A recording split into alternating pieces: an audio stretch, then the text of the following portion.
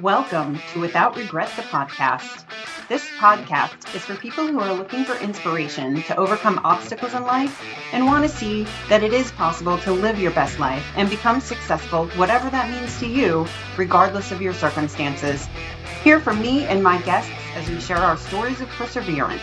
My name is Tamara, and I'm the host of Without Regret, the podcast.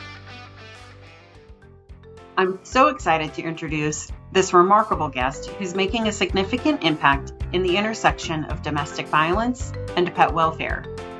My guest, Orazie Cook, is the founder and executive director of the Praline's Backyard Foundation. While she's been fortunate to not experience domestic violence herself, her upbringing instilled a lifelong dedication to volunteerism, inspired by her mother.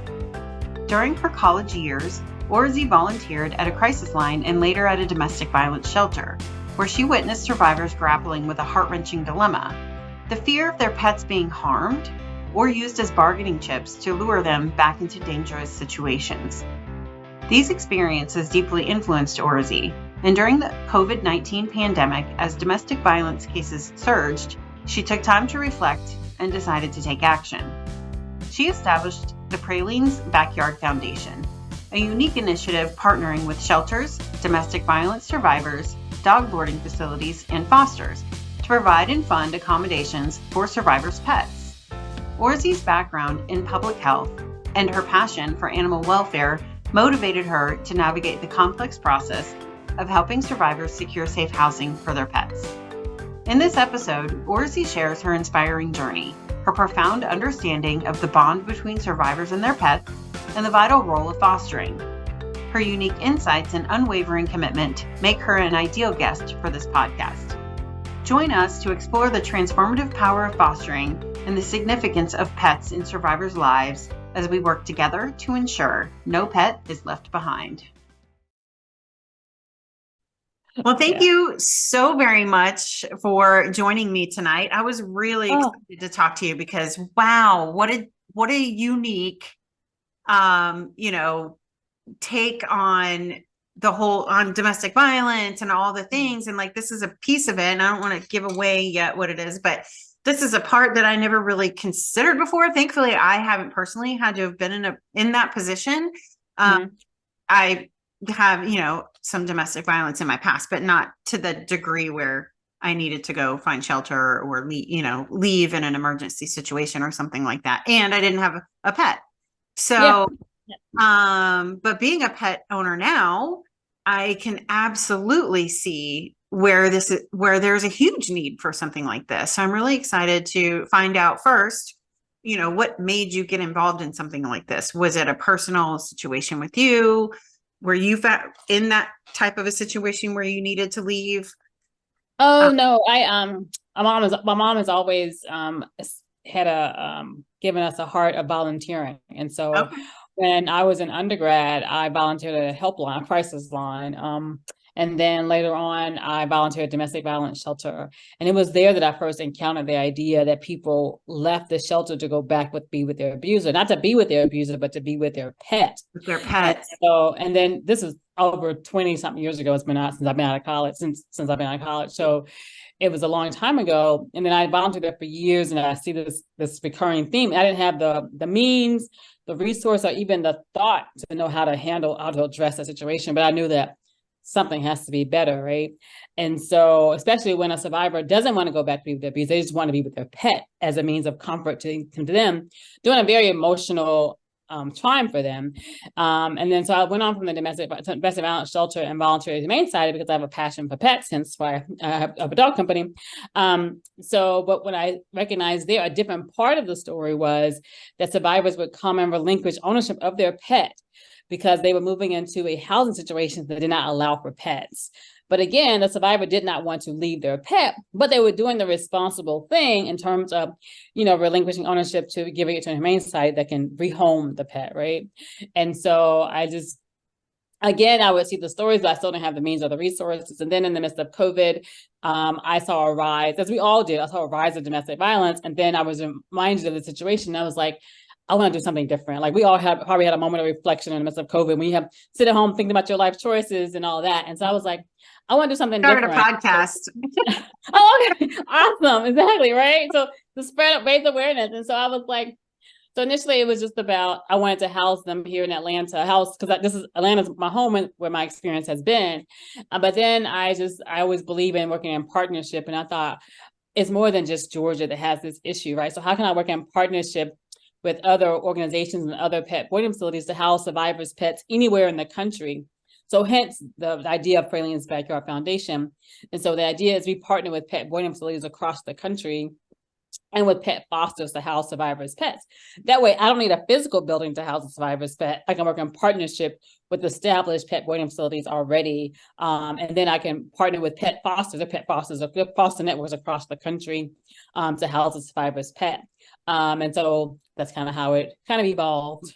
So is the idea then that it's a temporary situation and they get their pet back when they're in a situation and have them? Oh, most definitely. So this is what happens. Like a survivor called me today or texted me or however they communicated with me and said they need immediate housing for their pet. Then immediately we would say, is there a pet boarding facility that you have a preference for? I believe in giving survivors their own sense of autonomy in terms of making decisions about themselves and their pet for themselves. And so if they say they do or they don't, we'll work in partnership to identify a pet boarding facility in their community that will house their pet. And so I'll make a phone call. I'll tell them the owner of the situation, however it needs to be, that I need to pay for housing for this person's pet, for 7 days while I find a foster for the longer term. I say 7 days is a definite. We have paid for boarding for longer than 7 days if it takes us longer to find a foster. However, that's just the realm that I've given just to give us time to find a long-term foster. And a foster is committed to housing a survivor's pet for 6 months. During that 6 months, we support that foster in terms of that foster needs to go on vacation. We'll pay for the housing of that pet at a boarding facility so that foster can fill the space to do that for themselves. And during that 6 months, the foster is continually communicating with the foundation about the survivor's pet. That's relayed back to the survivor as well, just as a means of giving them solace and comfort to know that their pet is being taken care of while they take care of themselves and recover and really heal from the trauma that they have experienced. And get to a place where they can have their pet back. Exactly, that too. But is there visitation? No, there's not. I believe in protecting the identity of the foster and the survivor. Okay. There's not visitation. They definitely share photos. I get that. I get that. Yeah, it's definitely a situation. Yeah, I understand why. Yeah. So yeah, that makes perfect sense. So I think another fear when someone leaves a situation like that, I think a lot of times that the pet can suffer under the hands of the original abuser, and that's why you can't just leave them there. Yeah, definitely, because that is a threat, and it's the reason why a survivor struggles with leaving. Because if the survivor decides to leave their pet behind, that the abuser will use that pet as a means to bring them back. It's used as a tool or weapon, however you want to, however they want to use it. They'll say, "Well, I'm gonna do this to your cat, or you do this to your dog, or do whatever the situation is." So that makes that survivor really fearful that something's going to happen to their pet. And so even if they make the decision not to go back, they still have this unresolved feelings about what will happen to their pet. Because I'll tell you, I get messages all the time, at least a couple times a week, where a survivor will say they left their pet with their abuser, and they have such deep remorse about that, such guilt about that. And I always try to encourage survivors to know that our pets love us and they want what's best for us. And sometimes what's best for us is having to leave them in an unhealthy situation. However, that's a decision you made at the time. This could be 10, 20 years ago. People told me this happened to them, and they really have a lot of guilt around that. And so part of the foundation's aim is to make sure that no survivor leaves their pet behind with an abuser, right? Because if people knew about it, if I ever knew about Praline's Backyard, I knew that there were options for them, they would leave their abuser in some cases. There are a lot of reasons people may stay with an abuser. However, I don't want the reason to be due to lack of housing for your pet. And so that's what part of my aim is always to raise awareness about this issue. Because I feel so often when I share this, as you mentioned earlier, people really don't know. Because if people knew, they'd be like, oh, we would have more resources. And that's right. That I didn't have space to create that when I was volunteering at the Humane Society or the domestic violence shelter. But it's just like, now it's like, this is people that worked in the space as a job could have thought of this. And it's much better than it is now, but because right now, about 20% of domestic violence shelters house pets or make some kind of accommodations for pets.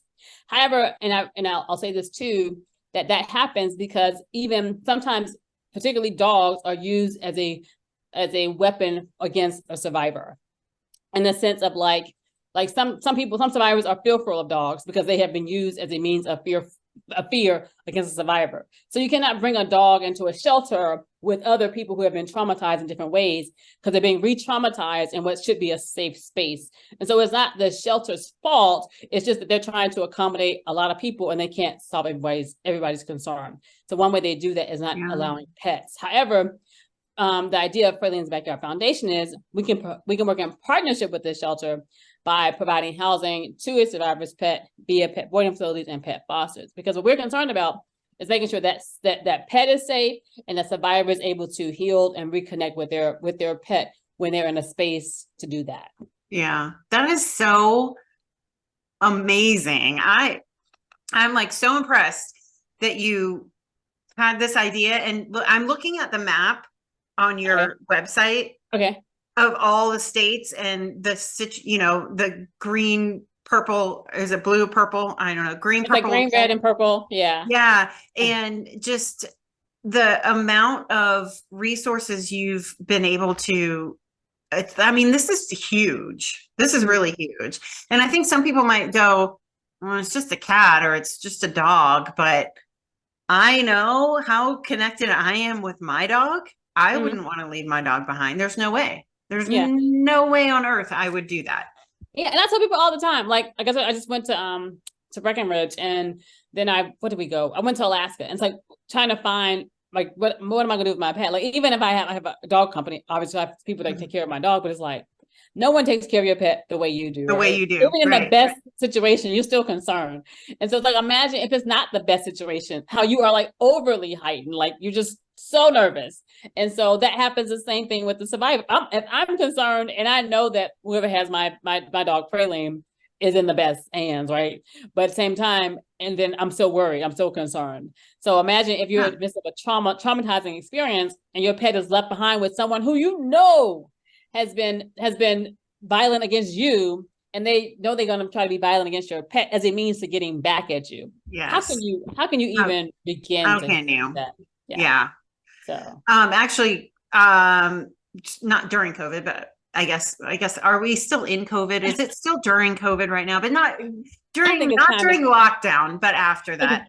Okay. My friend of mine and I were looking at starting a dog boarding facility, doggy daycare company, and we didn't proceed with it. But now you've got me thinking about it all over again. So you said you're paying these shelters for watching the dogs. Are they giving you a discounted rate? Do any of them say, oh, we'll just take them, you don't have to pay? I have had that experience. However, that's not everybody's case, and I have no problem with that. But and that my preference is always, not told anybody this, my preference is small businesses. Like I wouldn't necessarily go for like a Pet Paradise, even though they definitely are a great partner. But I really want to. As a small business myself, my preference is supporting small businesses as well. So I definitely ask. I want to pay them, but then if they have I'll tell them what the situation is in some instances. Sometimes I won't. I'll tell them what the foundation is and give them the onus on them to look up what we do. But we're just paying for the housing. That's what they do know, the boarding rather. And so I will ask for discounted rate or no cost at all, because they can just write it off, right? And so I'll say that they're welcome to do that. And that's part of, I'm actually in the November-December issue of Pet Boarding and Daycare magazine. We're featured in there. So I'm hoping that we would get more partners, more pet boarding facilities to partner with us to be able to house pets of domestic violence survivors. I say that it's a win-win for them, because they can say that we're providing this service to our community, because it's not like we're not shipping pets to your pet boarding facility. You're providing housing to pets in your own community. Because I believe that as to be responsible corporate and small businesses is to give back to the communities in which we receive so much from. And so just the board, I tell you every night, pet boarding is not full every night, right? So every night there's a pet boarding facility that has an open space. And every night there's a survivor who's struggling to leave an abuser because they're wondering, is there housing for their pet wherever they're going? And so we can connect a need and an open space together. We can work together in our community and and provide a resource to survivors, so they have the empowerment to leave in an unhealthy living situation for themselves and for their pet. And then your fosters are volunteers. Oh yeah. Mm-hmm. Yeah, the fosters all the fosters are volunteers. We will support them, as I mentioned, to provide boarding. They want to go vacation, because I don't want people to feel burdensome when they have somebody's pet for up to 6 months. That's the limit that we'll house someone's pet. However, so just knowing that we're supporting them, however that looks like for them, and including any kind of vet situation that may come up as well. How do you get funding? Donations. People like you, people that are listening to your podcast right now, I invite you, please support us. And I tell people, definitely donate to us, donate to Praline's Backyard Foundation. We're a 501c3 organization. It's a tax deduction for you. And definitely we're coming into December and the holidays. And we know 30% of all donations that are made to nonprofits happen in the month of December. And amazingly, the last 3 days, 3% of all donations that are made all year round are made in December. So definitely donate to us, but also I ask everybody can like, follow, and share our content. My goal is to raise awareness among 10 million people, to represent the 10 million people that experience domestic violence each year in this country. And that's documented case of domestic violence. We recognize not every case is documented. So I definitely just want to give a number. So just help us follow, like, and share our content. And that helps us get up in the algorithm and just continue to raise awareness. So do you have a Facebook page? Oh, yes. To do that with? _backyard on all social media platforms. We're on everything. Find us. Yes. Oh, you have so much energy. I love it. And I love your hair. Thank you. Or is it the lighting? Oh no, it's purple. It's purple. I just had a live before I came on with you. I do a live every other Thursday, just to raise awareness. And so I just finished that before I got on with you. Okay. Well, I'll definitely be getting on, liking and sharing and doing some donations. Oh, thank you. Because there's a lot of people that I know that are, what do you get this person? They have everything they need, whatever. So maybe a gift of a donation in their name would be a nice Christmas gift. And the gift to me, honestly, I tell people all the time, just because I have, I've been trying to I got on social media in the midst of COVID out of boredom. I'm not really a social media person, but I've got onto it, and I was really apprehensive about it in terms of bringing the foundation onto social media because of just the trolls that happen and the negativity that happens. I haven't had that, and I'm thankful for that. But one thing that people have taught me is that it's importance of liking and sharing, and just how that just spirals. And so one weekend I had a post that I thought nothing extraordinary of, just me and Praline. I'm talking about domestic violence, and it resonated with somebody, and it just kept going up. Like I got over 10,000 followers overnight. And so that if foolishness can go viral overnight, why can't something like amazing and to raise awareness about such an important issue go overnight? Because I tell people all the time, 1 in 4 people either know someone who's experienced domestic violence, or they themselves are experiencing it. And so if we know that that is the reality people have, if they get the content in front of them, then they will follow, like, and share to help us raise awareness. And then we know that 1 in 3 households has a pet, right? So they can kind of make the relationship about, oh, if I had to leave my pet, like, it can resonate with them. And so if something resonates with you, you're more likely to follow, like, and share it. And then if you feel moved, you will give. I always tell people,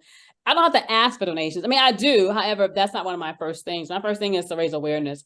And the donations will come. If the topic resonates with you, you'll give. I don't need to, like, you know how you go to church and people, they keep asking for donations? Yeah. People that give will give without you even asking, because they feel the call of God or whatever the situation is.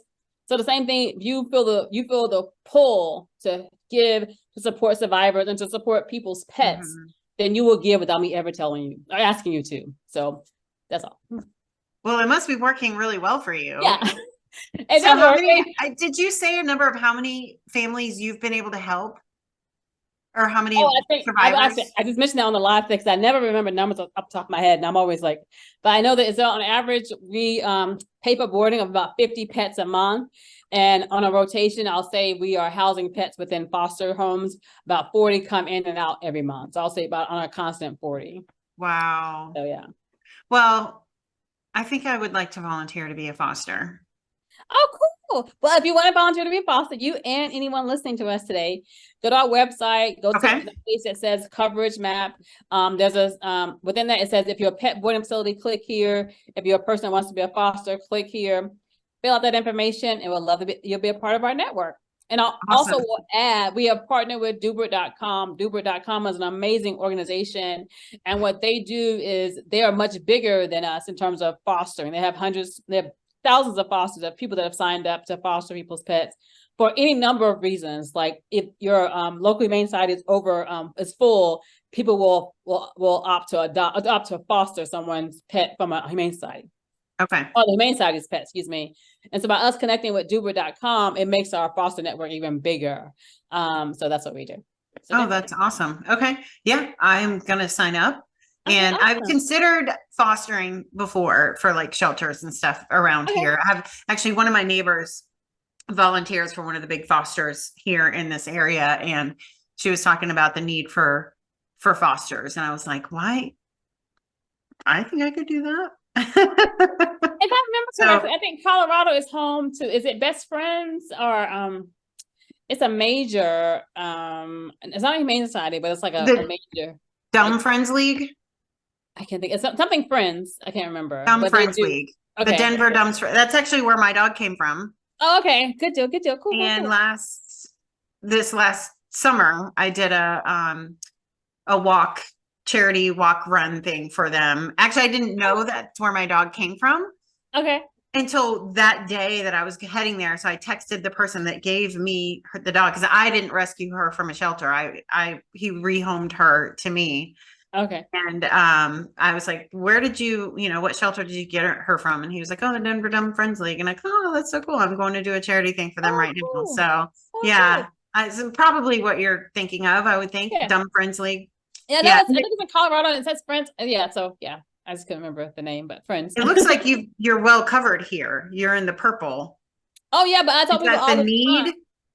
I think purple is we have boarding and fosters. And foster red is the one that we need more fosters because those are high need areas.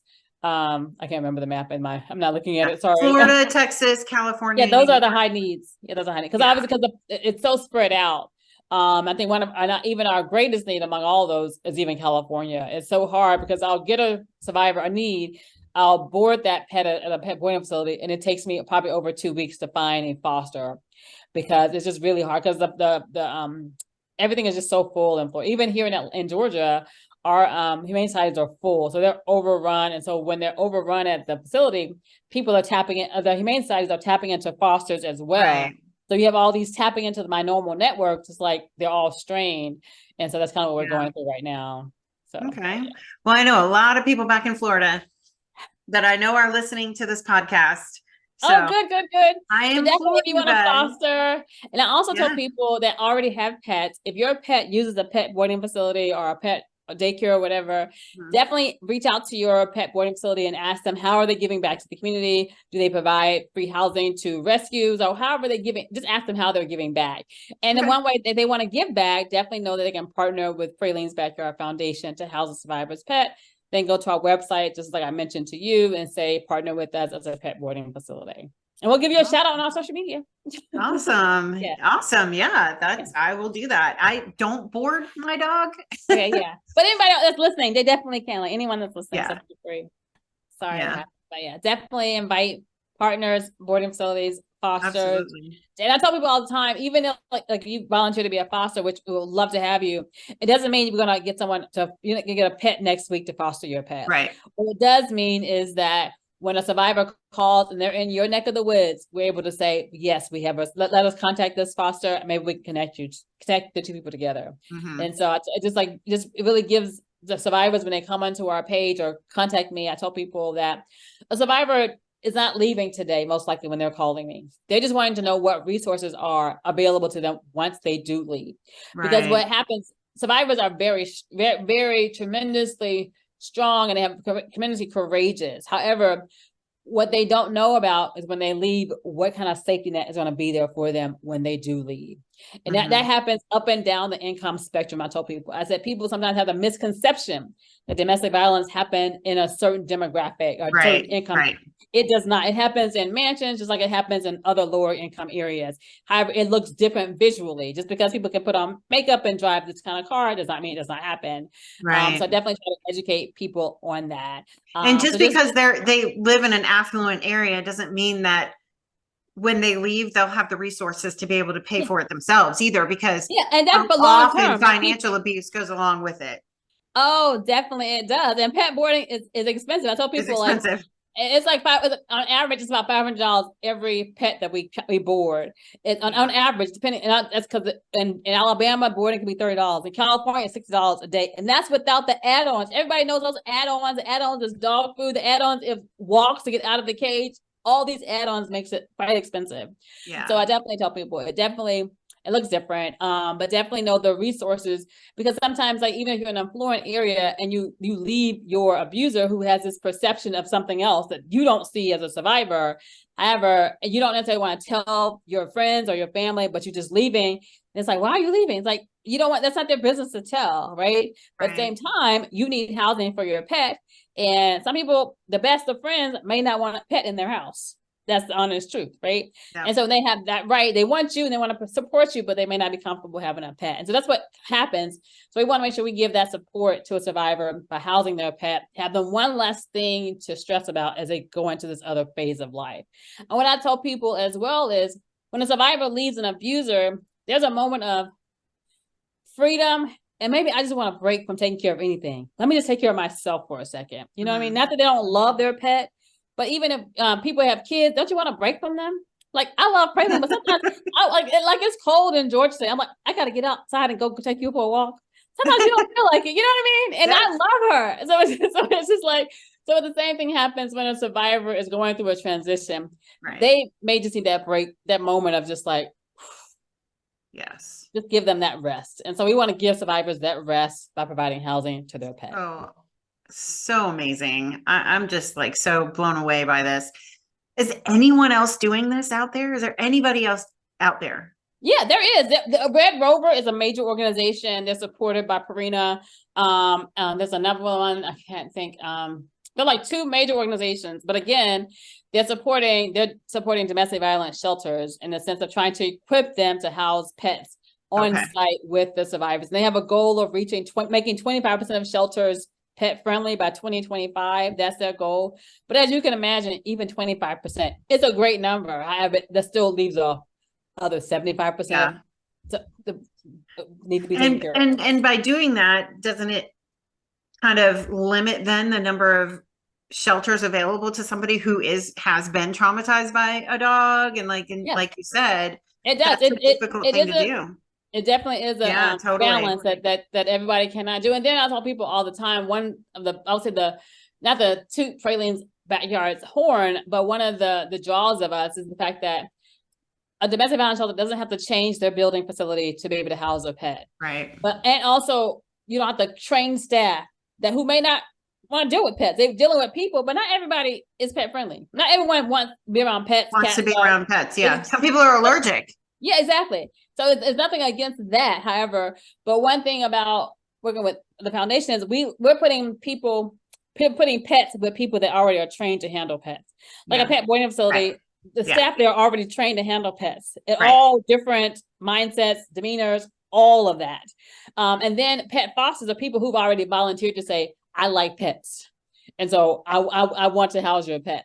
Right. And we also support survivors, support fosters in educating them on the fact that this pet has gone through trauma. It may look differently than a survivor's trauma. However, they're being traumatized by the fact that they're not with their primary parent at this moment. They don't know who you are. Just like if you got a pet from the Humane Society or anywhere, there's a level of adjustment, even with the survivor's pet. And you're providing the best home for them, but there's giving them the space and the healing to do that, their adjustment as well.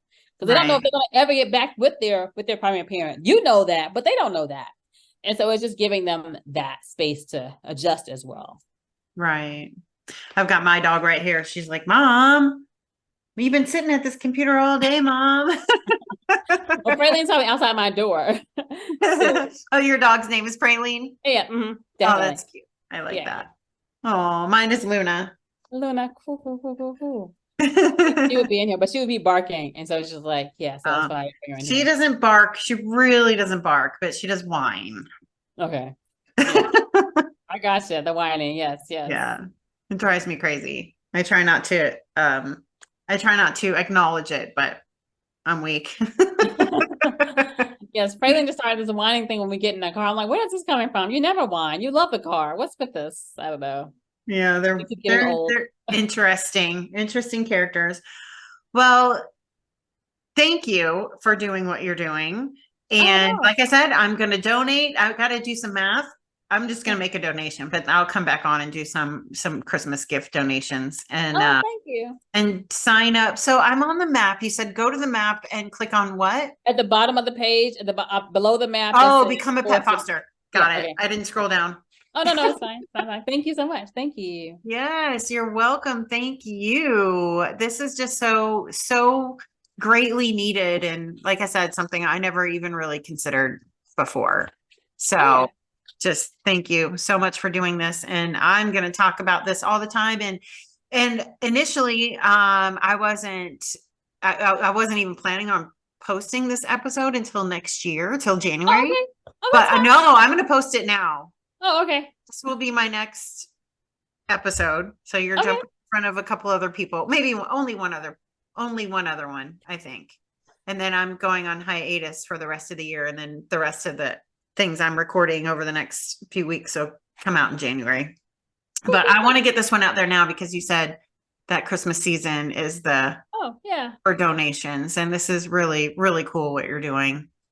I'm getting emotional.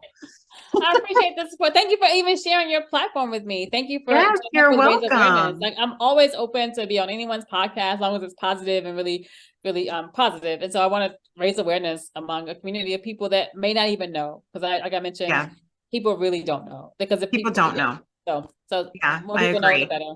So, I agree. Well, I am sure you and I will be in touch again at some point in the future. So thank you. I look forward to you so being a much. sponsor. I know, me too. Yes. It's going to be awesome. Thank you so much. Oh, no problem. You have a great evening. Okay, good. I just hang up. That's what you just hang up. We'll just say bye and then I'll hit end and I think it'll kick you out. Oh, okay. Good deal. Okay. Okay. Bye. Bye. Thank you. I just want to say thank you so much for tuning in to Without Regret, the podcast. I really appreciate it. And I'd like to ask you to please like and subscribe. Leave me a review wherever you get your podcast. That would be really awesome because that's how my podcast is going to get noticed. So that would be a huge help, or share it on your social media would be awesome as well. Thank you so much. This podcast is a Without Regret production, which is produced by me. Artwork is by me. Everything's by me except for that theme song. That's by a guy named Michael Bruguglio. You can follow us on Facebook at facebook.com/withoutregretpodcast and on Instagram at without_regret_podcast. Thanks again.